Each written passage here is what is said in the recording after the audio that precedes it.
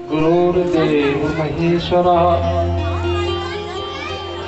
गुरु साक्षात् परब्रह्म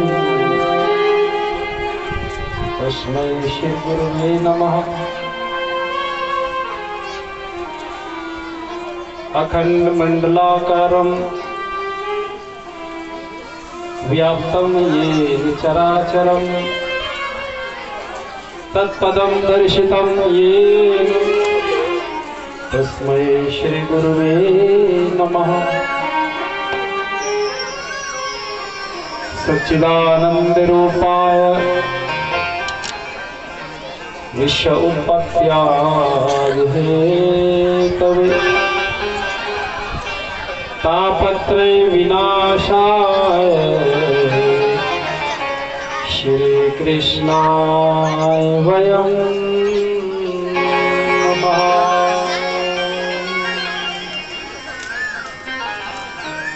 चलिए हम और आप मिलकर के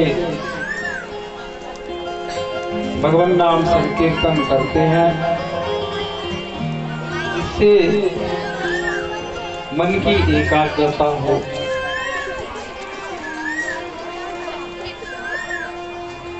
हमारो धन राधा श्री राधा श्री राधा, धन राधा श्री राधा श्री राधा, हमारो धन राधा श्री राधा श्री राधा, हमारो धन राधा श्री राधा श्री राधा, हमारो धन राधा श्री राधा श्री राधा, हमारो धन राधा श्री राधा श्री राधा, हमारो धन राधा श्री राधा श्री राधा, हमारो धन राधा श्री राधा श्री राधा,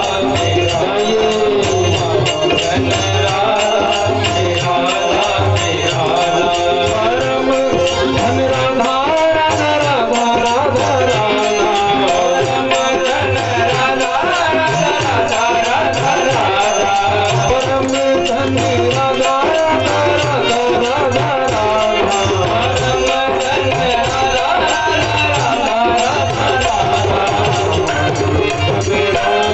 श्री राधा श्री राधा, हमारो धन राधा श्री राधा श्री राधा, हमारो धन राधा श्री राधा श्री राधा।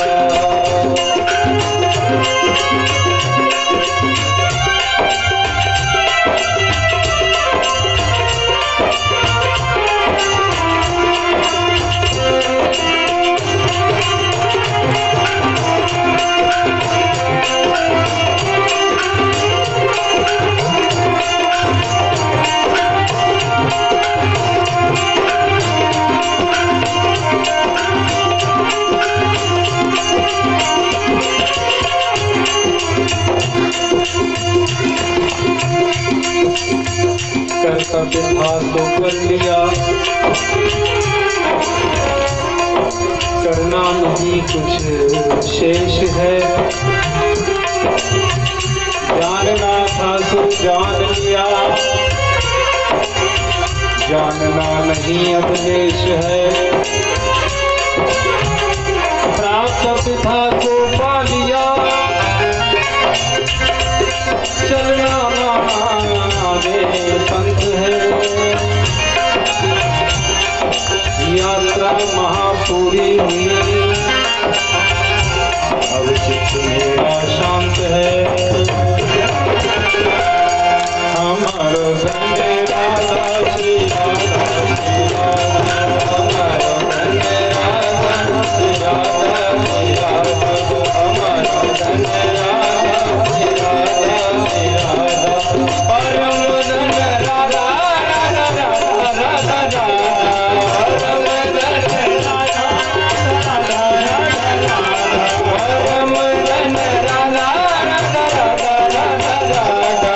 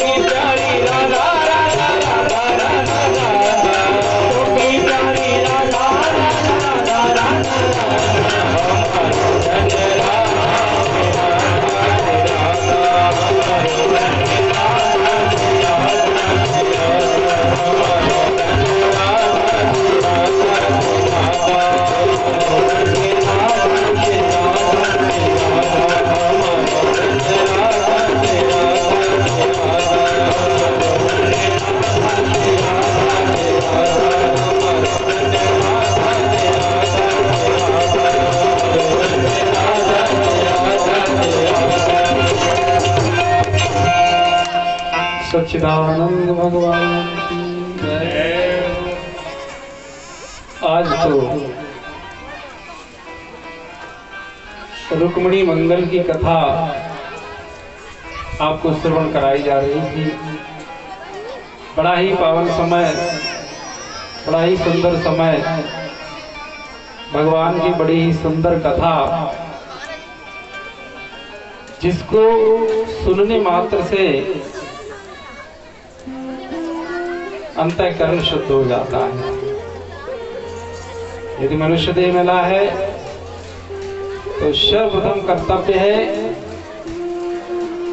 कि सभी कामों को छोड़ करके परमात्मा की कथा सुनी जाए। भगवान की कथा सुनना, आपको बताएं, भगवान को प्राप्त करने के लिए सर्वश्रेष्ठ साधन है। कहना नहीं, भगवान की कथा कहना साधन में नहीं आया। आप देखिए, श्रवण सर्वप्रथम आता है, श्रवण सुनना। यदि भगवान की कथा निरंतर सुनी जाए, साधन में कोई कमी है तो वह कमी है निरंतरता की। संसार का काम निरंतर है, भोजन करना निरंतर है, देखिए स्नान करना निरंतर है, और जितने भी कार्य हैं संसार के वो निरंतर हैं, अनवरत है। लेकिन भगवान का भजन कभी कभी है, भगवान की कथा कभी कभी सुनने को मिलती है। यूं तो आपके गांव सैंथरी में अभी अभी हाल में ही, हमें लगता है हाल ही में ये तीसरा आयोजन है। अभी अभी 2 कथाएं, इससे पहले भी आप सभी ने इसी मैदान में, इसी प्रांगण में कराई था सत्संग, और अभी अभी भागवत भी कथा हुई है संपन्न। अब की बार आपको जल्दी जल्दी भगवान की कथा सुनने को मिली, और हम ऐसी प्रार्थना करेंगे आप क्षेत्रवासियों को, सैथरी वासियों को इसी तरह जल्दी जल्दी भगवान की कथा सुनने को मिलती रहे। ये बड़े पुण्यों से होता है। हरि की कथा सुनी जाए तो अब और क्या सरल बताएं आपको। गोस्वामी जी ने कहा है, बिन सत्संग न हरि कथा, ते बिन मोह न भाग, मोह गए बिन राम पद होए न दृढ़ अनुराग। अभी ज्ञान तो हम और आप सभी को है, ये दृढ़ नहीं है, पक्का नहीं। जैसा कथा पांडाल में ज्ञान प्रकट हो जाता है, हम और आप सभी लोग ज्ञान की बातें करने लगते हैं, यह मन ज्ञानमय हो जाता है, और पांडाल से बाहर जाते ही वह ज्ञान फिर से छुप जाता है। तो ज्ञान तो सबको है, लेकिन दृढ़ नहीं, पक्का नहीं है। जो रहे ज्ञान अखंड एक रस, तो ईश्वर जीव भेद कहो बस। यदि जैसा ज्ञान कथा पांडाल में आपको प्रकट हो जाता है, सभी ज्ञानी लगते हैं और सबके भीतर से एक परमात्मा की चर्चा ही सुनाई देती है, लेकिन यहाँ से खड़े होते ही फिर जगत की चर्चा हो जाती है, तो दृढ़ नहीं है, पक्का नहीं है। ये ज्ञान पक्का कब होता है? जब सत्संग निरंतर सुनते। बिन सत्संग न हरि कथा, ते बिन मोह न भाग, और मोह गए बिन राम पद, होए न दृढ़ अनुराग। जब जगत से संबंध टूट जाता है, मोह की निवृत्ति हो जाती है, तब यह ज्ञान दृढ़ हो जाता है, पक्का हो जाता है। चलो भगवान श्री कृष्ण की चर्चा करते हैं, रुक्मिणी मैया की चर्चा करते हैं। बड़ी सुंदर चर्चा अभी हम और आप श्रवण कर रहे थे। आज झांकी भी भगवान श्री कृष्ण और रुक्मिणी मैया जी की ही आप सबके समक्ष आएगी। तो भगवान श्री कृष्ण के स्वरूप का वर्णन पद्म पुराण में किया गया कि भगवान श्री कृष्ण का वास्तविक स्वरूप क्या है। पद्म पुराण में प्रथम श्लोक कहा गया कि सच्चिदानंद रूपाय विश्वोत्पत्त्यादि हेतवे तापत्रय विनाशाय श्री कृष्णाय वयं नमः। भगवान श्री कृष्ण कौन है? सच्चिदानंद रूप है। और चर्चा में तो हम और आप कहते हैं इस सृष्टि को किसने बनाया? चलो आप बताइए। इस सृष्टि को बनाया ब्रह्मा जी। ऐसे ही है, यदि हम भूल हैं तो आप हमें ध्यान दिला दें। इस सृष्टि को किसने बनाया?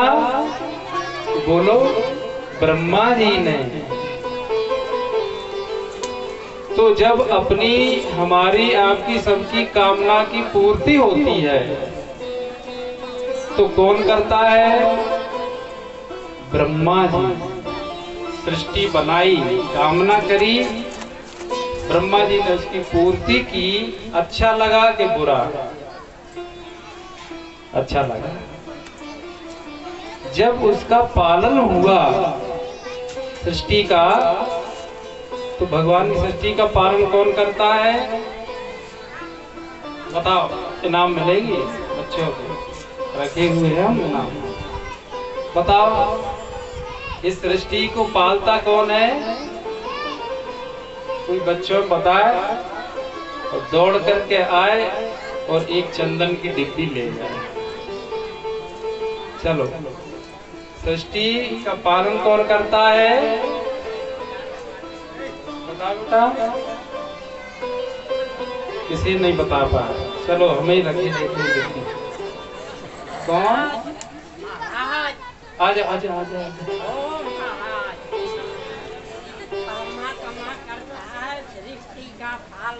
अरे आप, हाँ महाराज जी, बहुत सुना।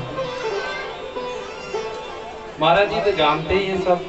लेकिन बालकों में क्या नाम है?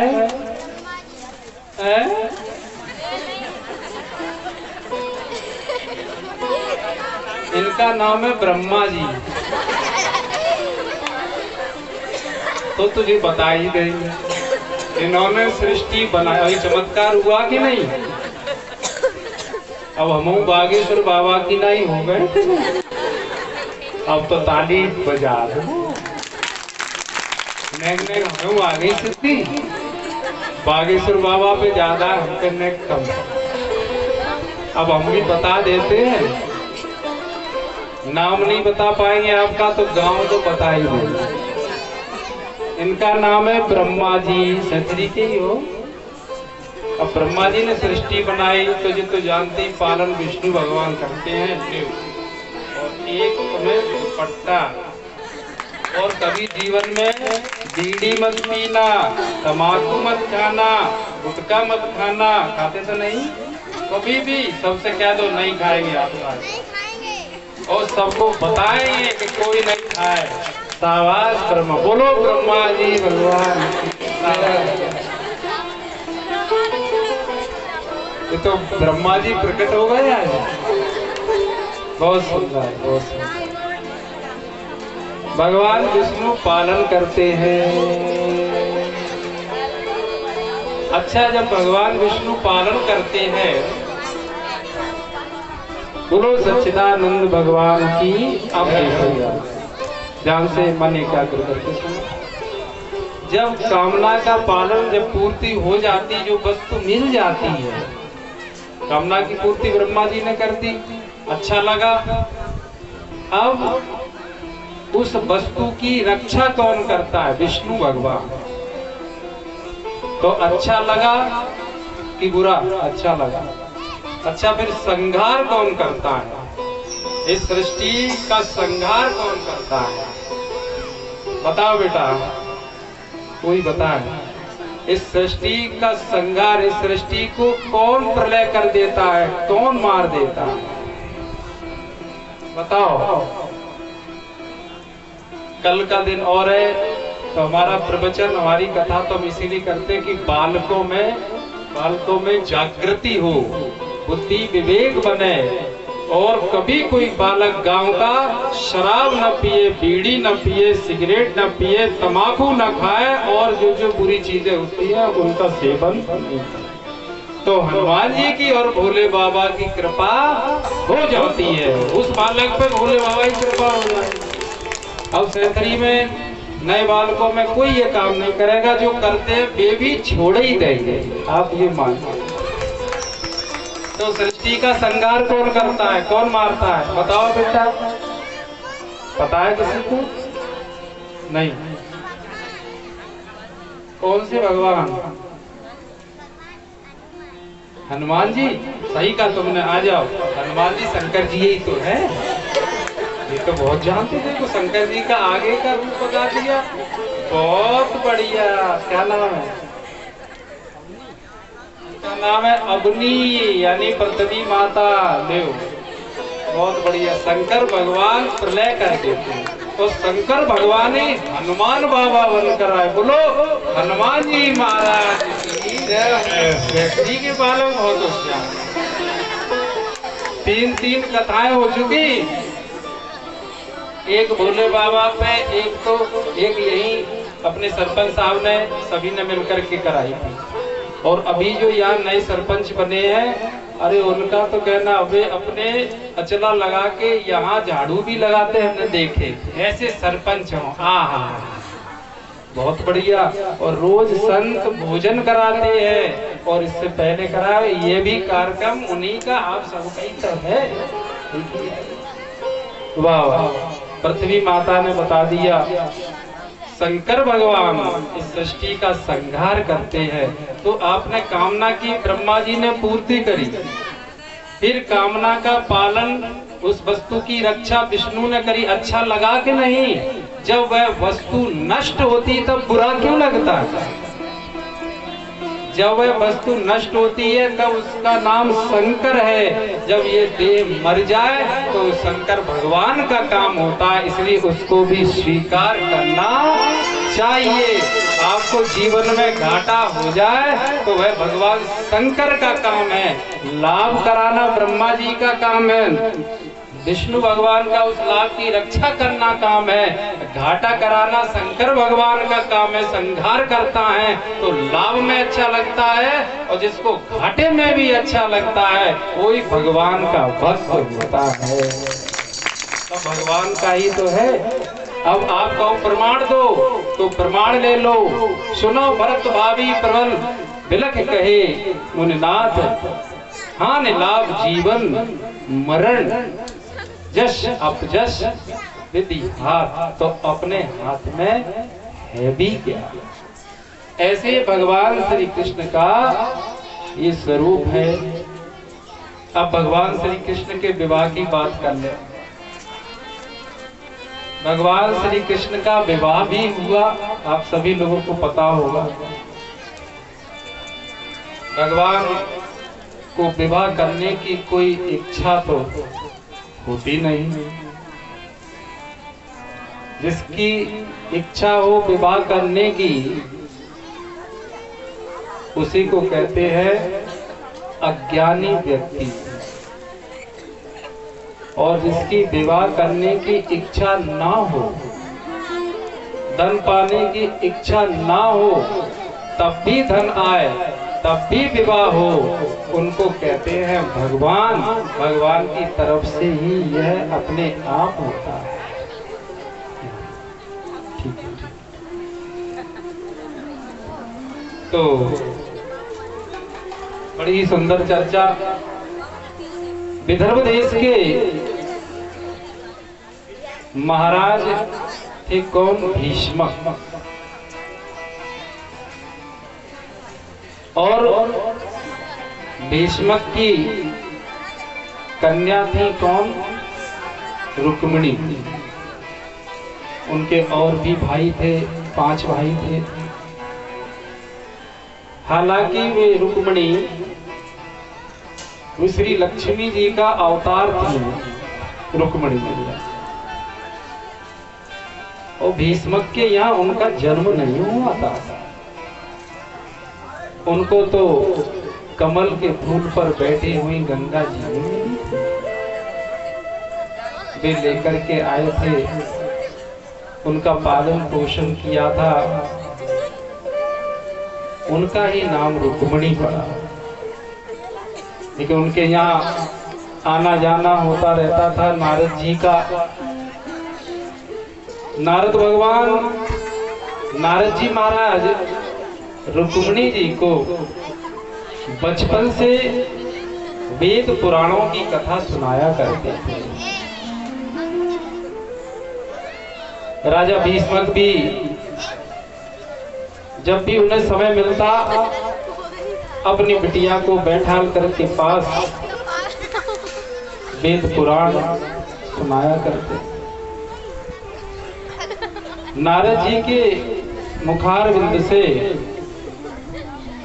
भीष्मक की कन्या रुक्मिणी जी ने बचपन में ही भगवान के गुण कौन सुनाता है? संत लोग, या यूं कहो जो भगवान के गुणों का बखान करते हैं उनका ही नाम संत होता है। संसार के गुणों का बखान करते हैं वे संसारी होते हैं। संसार की कथा सुनेंगे तो राग द्वेष पनपेगा, चित्त में क्या है अवसाद आएगा, चित्त विक्षिप्त होगा, चित्त में दुख आएगा। और परमात्मा की गुण सुनेंगे चित्त शुद्ध होगा, मन शुद्ध होगा, अंतःकरण शुद्ध होगा। नारद जी महाराज भगवान श्री कृष्ण के गुणों को सुनाया करते थे। रुक्मिणी जी छोटी ही थी और उन्होंने अपने मन में विचार कर लिया, विचार को दृढ़ कर लिया कि मैं यदि विवाह करूंगी तो भगवान श्री कृष्ण के ही संग करूंगी। ऐसा उन्होंने दृढ़ निश्चय कर लिया था। संसारी के साथ, किसी संसारी व्यक्ति के साथ विवाह करना ठीक नहीं होगा। वह नारद जी के मुखार बिंदु से पुराणों की कथा सुनते सुनते ये जान गई थी कि ये संसार नश्वर है। तो उनकी इच्छा जागृत हो गई भगवान से विवाह करने की।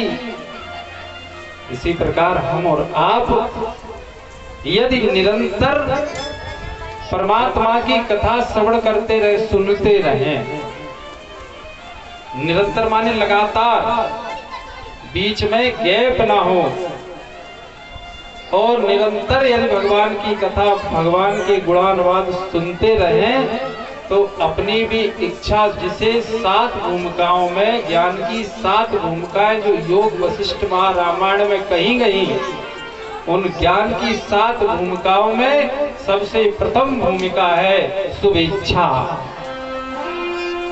वह शुभ इच्छा जागृत हो जाती है किसकी?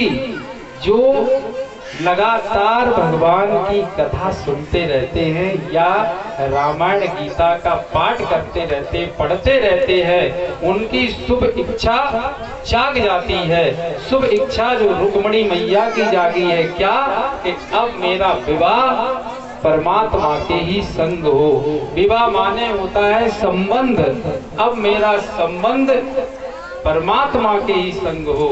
जगत के साथ संबंध जो उसका है, उसका रहस्य वह समझ जाता है, क्योंकि जगत के संबंध तो नित्य निरंतर वह छूटता ही जा रहा है, या यूं कहे उसको तो छूटना ही है।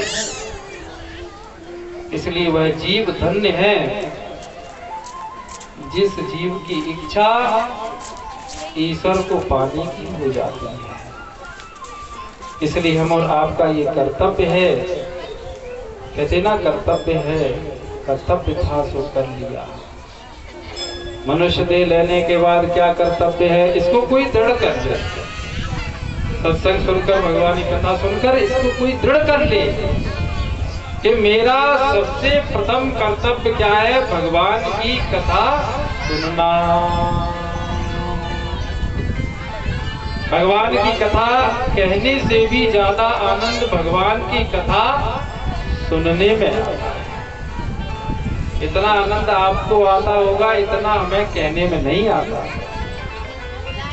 इसलिए भगवान की कथा निरंतर सुनना चाहिए। रुक्मिणी जी जब उनका दृढ़ निश्चय हो गया, विवाह योग्य हुई, जब कन्या विवाह योग्य होती है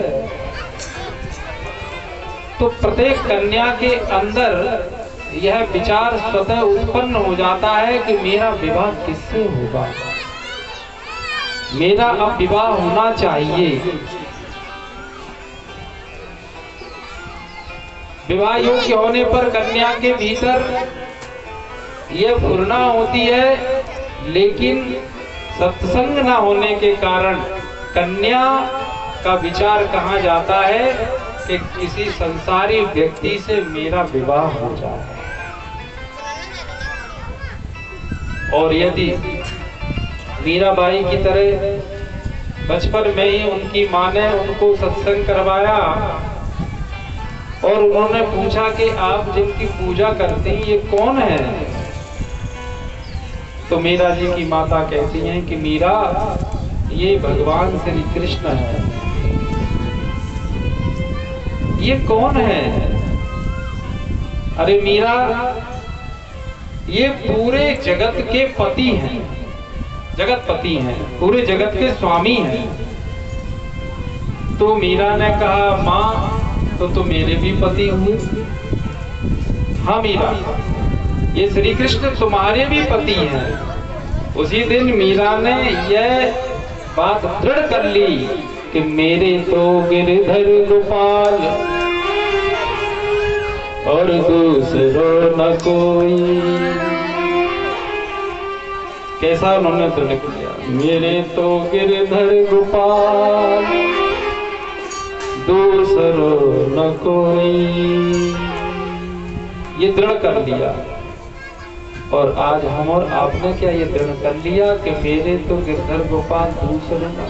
दृढ़ नहीं हुआ, कथा सुनी, कथा सुनने के बाद गए, लेकिन दूसरे नहीं, तीसरे, चौथे, पांचवे, छठवे, कितनी जगह ये मन जाता है, कितने संबंधियों में ये मन जाता है। चारों तरफ ये मन घूमता है। जब चारों तरफ मन घूमता है उसी का नाम संसार है। उस सभी शक्ति मनुष्य की छीन हो जाती है। जिस व्यक्ति का मन जितना घूमता है वह व्यक्ति अंदर से खोखला हो जाता है। बाहर से कितना भी हट्टा कट्टा दिखे, लेकिन अंदर से वह व्यक्ति खोखला होता है, जिसका मन हजारों जगह पटा रहता है। बाहर से कितना भी दुबला पतला व्यक्ति हो, जिसका मन एकाग्र है, उसके अंदर आत्मबल होता है। और उस आत्मबल में क्या है कि जो भी संकल्प करता है उसके संकल्प की सिद्धि तुरंत हो जाया करती है। मेरे तो गिरधर गोपाल दूसरो न कोई, जाके सिर मोर मुकुट मेरो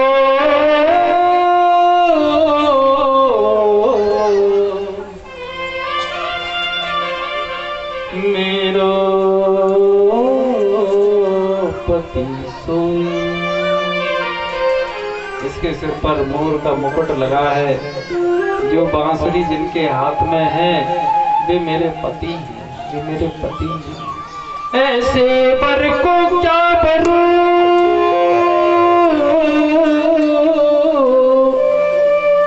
ये जो भगवान के भक्त होते हैं, यदि किसी कन्या ने सत्संग श्रवण किया है बचपन से, या वह घर में थी तो माँ ने सत्संग किया है, तो जैसे ही वह विवाह योग्य होगी तो क्या कहेगी, ऐसे वर को क्या बरो जो जन्मे और मर जाए, ऐसे वर को मैं बरू मेरा चुड़ला अमर हो जाए। ऐसा वर बरे जिससे कभी विधवा ना होना पड़े। लोक में तो प्रचलित रहता है कि जिनके पति मर जाते हैं उनको विधवा कहते हैं, ऐसा ही तो हमारा कहते हैं ना, उनका पति न रहे तो उसको अपन क्या कहने लगते, विधवा। क्या शास्त्र ने कहा है ये? क्या शास्त्र में ये बात आई है? क्या किसी ने पढ़ी है? यदि पढ़ी हो तो बताओ, कहाँ लिखी, किस पेज पर लिखी, कौन से श्लोक में लिखी? नहीं, हम आपको बताते हैं। कपिल स्मृति में कपिल भगवान ने सांख्य शास्त्र की रचना करी है। कर्दम जी देवहूति जी के पुत्र के रूप में भगवान स्वयं अवतरित हुए और उन्होंने अपने अनुभव को लिखा अपनी कपिल स्मृति में। शास्त्र में लिखते हैं कपिल भगवान कि जिनका पति मर जाता है और पुत्र उसके पास है, पुत्र है, पति के मरने के बाद भी यदि पुत्र है उसके पास तो उसको विधवा नहीं कहा जाता। विधवा उसे कहा जाता है इसका पुत्र भी मर जाए और पति भी मर जाए तब विधवा कहा जाता है। ये आप कपिल स्मृति में जाकर के 563वें श्लोक पर जाकर के देख लें। इसलिए एक तो संसारी कहावतें चलती हैं और किसी को भी कैसे भी कह दिया जाता है, लेकिन एक शास्त्र चलता है। शास्त्र पढ़ाओ तो अभी तो कोई बात करें हम आपसे तो आप कहोगे हमारा रामायण में लिखी बात, महाराज गीता में लिखी है। और गीता भाई साहब किसी ने प्रथम श्लोक से लेकर के यदि 18 अध्याय पढ़े हो, आप बताइए। हम घमंड से अहंकार से नहीं कह रहे, हमें पता है। इतना समय कहाँ है हमारे आपके पास कि हम भगवत गीता पढ़े कि रामायण पढ़ें।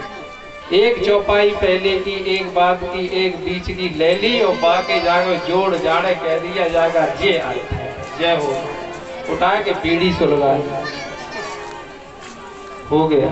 आपको बुरा तो लगेगा, लगे तो लगे, क्या करें।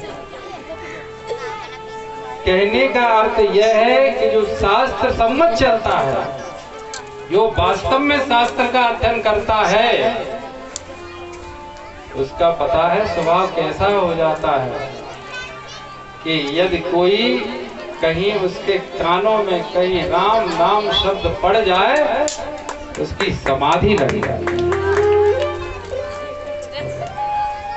आप समझिए, स्वामी रामकृष्ण परमहंस को कोई राम राम कहता था, राम कहने पर ही 5 दिन समाधि लगती थी, क्योंकि राम नाम का महत्व मालूम है। राम नाम का महत्व नहीं मालूम तो फिर राम राम रटना पराया माल अपना। राम नाम का महत्व जिसे पता है, आहा फिर क्या कहना। मेरे तो गिरधर गोपाल दूसरो ना कोई। और जिस दिन आप कह दोगे कि दूसरा ना कोई, उसी दिन से आपको पता है परेशानियां प्रारंभ हो जाएंगी। आप कहोगे दूसरा ना कोई, मेरे तो गिरधर गोपाल, तो चाहे नाते रिश्तेदार कहेंगे गिरधर गोपाल को ही बुला लो, अब हम क्या बच्चों के विवाह में नहीं आए, तुम्हारे तो गिरधर गोपाल। परेशानियां प्रारंभ हो जाएंगी, लेकिन तुम चिंता न करना,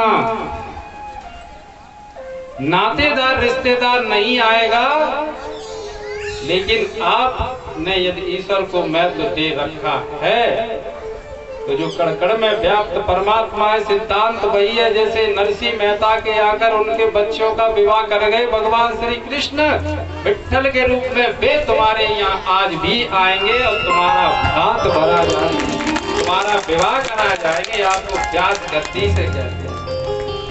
इसलिए आप विश्वास रखिए किस पर? परमात्मा, दूसरा न कोई। जाके इससे परेशानियां तो आएंगी, आंख से आंसू भी आएंगे, लेकिन आंसू जगत वालों के सामने नहीं। आप इस पर विश्वास कर लेना। वे आंसू आप असुवन जल सींच से मीरा कितनी रोई, मीरा कितनी रोई, आपको पता नहीं। किसने रुलाया मीरा को?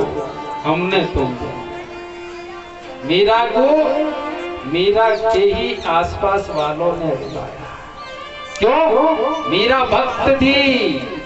आप भक्ति करके देख लो, तुम्हारे आसपास वाले तुम्हें न रुला दें तो आप कहना। आप भक्ति करके देख लो। असुवन जल सींच सींच प्रेम बेल बोई, और अब तो बेल फैल गई आनंद फल होई। जगत के लिए खूब रोए, परमात्मा के लिए जो रोया तो परमात्मा उसके हृदय में प्रकट हो गया, आनंद हो गया, आनंद हो गया। आज भी हम और आप मीरा के गुण गाते हैं, नहीं तो कितने लोग आए चले गए, तुलसी के गुण गाते हैं, कबीर के गुण गाते हैं। आप देखते हैं भक्तों की तो महिमा हम और आप जानते हैं। ये बात समझना चाहिए। रुक्मिणी मैया ने भी दृढ़ संकल्प कर लिया, पार्वती मैया की तरह जन्म कोट लग रगड़ हमारी। रुक्मिणी जी कहती है चाहे कितने जन्म लेना पड़े मुझे, यदि मैं विवाह करूंगी तो भगवान श्री कृष्ण से ही करूंगी, और यदि भगवान श्री कृष्ण से मेरा विवाह नहीं हुआ तो किसी दूसरे व्यक्ति का मैं स्पर्श नहीं करूंगी, अपना देह ही त्याग दूंगी। और फिर कितने भी जन्म लेना पड़े ले लेंगे, लेकिन जब भी जन्म होगा तब पति के रूप में भगवान श्री कृष्ण को ही चाहे। ऐसा उनका संकल्प हुआ। और जब जीव का संकल्प परमात्मा से मिलने के लिए होता है तब फिर एक ब्राह्मण प्रकट होता है। आप कभी ईश्वर से मिलने की इच्छा करना, आपको तुरंत एक ब्राह्मण मिल जाएगा। ब्राह्मण माने संत मिल जाएगा। ब्राह्मण उनको कहते हैं जो ईश्वर से मिलाने का काम करते हैं। यदि आपको ठेके पे ले जाए तो समझ लेना ब्राह्मण नहीं है, और ईश्वर की तरफ ले जाए तो समझ लेना ये ब्राह्मण है। और ऐसा ब्राह्मण पूजनीय हो जाता है। ऐसे ही ब्राह्मण प्रकट हो गए। हे गुरुदेव, रुक्मिणी जी ने कहा हे ब्राह्मण देवता, आपको भगवान श्री कृष्ण ने ही भेजा है, मुझे ज्ञात है। आप कृपा करके मेरा ये संदेश भगवान श्री कृष्ण को दे देना। और उन्होंने एक पत्र लिखा, रुक्मिणी मैया ने एक पत्र लिखा, ब्राह्मण को दिया और कहा ज्यादा समय नहीं है, यहाँ से द्वारका बड़ी दूर है, आप बड़ी तीव्र गति से जाइए और मेरा पत्र भगवान के पास पहुंचाइए। जब जीव की ऐसी इच्छा हो जाती है तो आप निश्चित मानो आपके पास गुरु स्वयं चल करके आएंगे। यदि भगवान से मिलने की इच्छा है तो गुरु स्वयं आएंगे, और यदि आपको भगवान से मिलने की इच्छा नहीं है आपको अपने लड़के का विवाह कराना है, नौकरी लगाना है, तो आपको गुरु ढूंढने पड़ेंगे। और ढूंढने नहीं पड़ेंगे, आपको गुरु बदलने भी पड़ेंगे। जो नौकरी लगाएगा, अगर नहीं लगा पाया तो फेल, और जिसने लगा दिया वो पास। गुरु का बदलाव होता रहेगा। और गुरु शब्द तो वहाँ आया है, जो ज्ञान देता है वह गुरु है। विवाह कराता है वो गुरु है, वो बीजपति है, वो मध्यस्थ है, वो विवाह कराता है। आपकी नौकरी लगा है, उसका नाम गुरु है, तो कोई कहेगा महाराज उनको गुरु कहते, तो शराबी भी कहता है गुरु आज हो जाने दे। जुआ वाले के गुरु होते हैं। अब यहाँ वैसे तो कोई खेलता नहीं होगा, अगर कोई जुआ खेलता हो उससे पूछो तुम्हारे गुरु कौन है, तो हाल बता देगा, वो हमें ले जाते हैं, उनके भी गुरु होते हैं। और सबको जुआ जो खिलाते हैं उनके जो गुरु हैं वे हमारे संग ही रहते हैं।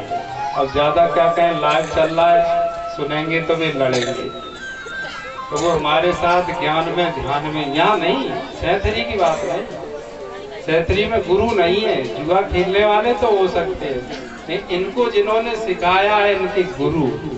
गुरु तो सबके होते हैं, लेकिन गुरु शब्द आया है जो अंधेरे में प्रकाश कर देता है, अज्ञान की निवृत्ति कर देता है।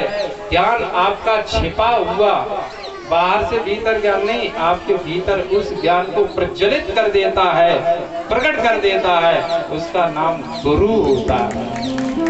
उस गुरु को कहा है तुलसी बाबा ने, गुरु बिन भवनिध तरय न कोई। उसको कहा गुरु बिन भवनिध तरय न कोई, जो बिरंच शंकर सम, चाहे शंकर जी के समान ही क्यों ना हो कोई, शंकर जी जैसा हो। शंकर जी की बात नहीं आई है। बहुत से लोग कहते महाराज शंकर जी को गुरु करना पड़ेगा, ऐसे नहीं का चौपाई। चौपाई ये कह रही है गुरु बिन भवनिध तरय न कोई, जो बिरंच शंकर सम हो। शंकर जी के समान भी कोई अपने आप को समझने लगे, बाहर से जटाजूट करके, अपना नाम करके, भूत हटा के, बहुत है अब नाम किसी का नहीं लेंगे, ऐसा करके मीडिया पे छाके सब में अपना प्रचार करके कोई भले ही बाहर से शंकर बाबा बन जाए, लेकिन जब तक उसके जीवन में कोई आध्यात्मिक गुरु नहीं आएगा तब तक वह भव सागर से पार नहीं हो सकता। नाम उसका पूरे विश्व में हो जाए। आज आप देख रहे हो शिव पुराण, महापुराण, ऐसी कथा करने वाले कितने कितने पंडित हैं, लेकिन उनके भी दलाल लगे। हम हिचकिचाते नहीं इन बातों पर, उनके भी दलाल लगे हैं कि महाराज हमारी कथा करवाओ, हमारी कथा करवाओ। ऐसे ऐसे दलाल जो कथा करवाए आधे पैसा बामे से अपन खा जाए। दलाल एजेंट भी पैसे लेते कथा कराने के, इसको कथा कहा जाता है। कहते गुरु बिन भवनिध तरय न कोई, जो बिरंच शंकर सम हुई। शंकर जी के समान उसका नाम हो जाए विश्व में, आज हो ही रहा है। आज टीवी पर देखो, अब अपने को लगता है कि 10 लाख की भीड़ ही सबसे बड़ा पंडित है, आप उसके जीवन में जाकर के देखना, वो रोता हुआ ही मिलेगा। क्यों? इस वैभव से, ऐश्वर्य से और इस नाम से, यश से, कीर्ति से कोई भव सागर से पार नहीं हो जाता है। भव सागर से वही पार होता है जो इन सब चीजों को छोड़कर गुरु चरणों में जाकर के बैठ जाता है, तो भव सागर से पार हो जाता है। कोई कथा कहने से भव सागर से पार हो जाता है क्या? कथा कहने से, आजकल कथा तो जाने कितने कितने लोग कहने लगे, कितने लोग कथा कर रहे हैं, किस लिए? अपना जीवन चलाने के लिए। बेचे वेद धर्म दुई नहीं, इस पोथी की कीमत लगा देते हैं, उससे आपके पैसे लेके अपना जीवन चलाते हैं, लेकिन भवसागर से पार नहीं हो सकते। यहाँ नाम हो सकता है, इसलिए कहा गुरु बिन भवनिध तरय न कोई, जो बिरंच शंकर सम हो। अपन लोग ज्यादातर लोग यही कहते हैं महाराज शंकर जी बिना गुरु के नहीं कर सकते। शंकर जी की बात नहीं, क्यों? क्योंकि शंकर जी तो पूरे विश्व के गुरु ही हैं। आपको पता है वंदे बोधमयम गुरु शंकर रूपिणम। आ गया रामचरितमानस में पहले ही लिख दिया गुरु शंकर रूप। यदि आपके अपने गुरु हैं जो आपको ज्ञान देते हैं तो वो कोई और नहीं, शिव महापुराण कहता है वे साक्षात शंकर भगवान ही हैं। गुरु और शंकर में कोई भेद नहीं है, वे ही गुरु शंकर भगवान देवी पार्वती को वट वृक्ष के नीचे बैठ करके, और यह जो आज हम और आप अमर कथा सुन रहे हैं, यह अमर कथा सर्वप्रथम भगवान शंकर ने ही अब देवी पार्वती को सुनाई थी। तो कथा को सुनाने वाले, ज्ञान का प्रकाश देने वाले वे भगवान शंकर ही तो है, गुरु शंकर रूपिणम। तो कहा वे ब्राह्मण, क्योंकि रुक्मणी जी की स्वयं की इच्छा थी, राजा परीक्षित की इच्छा जागृत हुई थी मुक्त होने की, तो भगवान व्यास पुत्रो। उसी समय जैसे ही राजा परीक्षित गंगा किनारे बैठे, उसी समय भगवान स्वयं व्यास जी के पुत्र के रूप में प्रकट हो गए और गंगा जी के किनारे राजा परीक्षित को बैठ करके जो ज्ञान दिया उसका नाम श्रीमद् भागवत कथा रखा गया। वही भागवत ज्ञान की कथा का नाम भागवत कथा है, नचने नाचने की कथा का नाम भागवत कथा नहीं है, चुटकुले कहने का नाम भागवत नहीं है। लोग कहते हैं हम जऊ से अच्छी कथा कराएंगे, जऊ से अच्छी मतलब पंडाल